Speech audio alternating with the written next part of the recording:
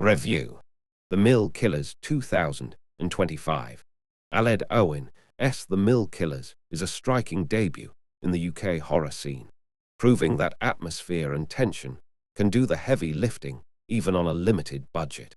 Shot in Wales, the film leans into its bleak, industrial setting, transforming an abandoned mill into a character of its own, cold, looming, and unforgiving. The story follows four women who reunite years after a teenage heist ended in tragedy.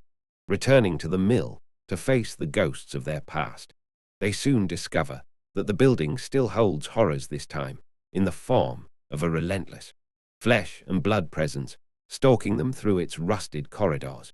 The setup is simple, but Owen uses it well, grounding the terror in guilt, memory, and betrayal.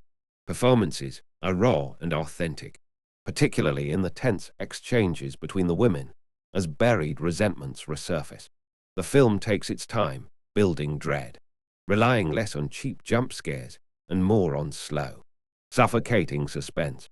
While the pacing may feel uneven in spots and the budget constraints show in certain effects, the overall execution carries a gritty realism that works in its favor.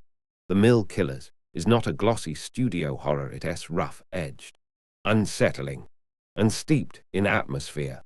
Fans of indie horror will appreciate its stripped-back approach and psychological undercurrents, while mainstream viewers might crave a little more polish.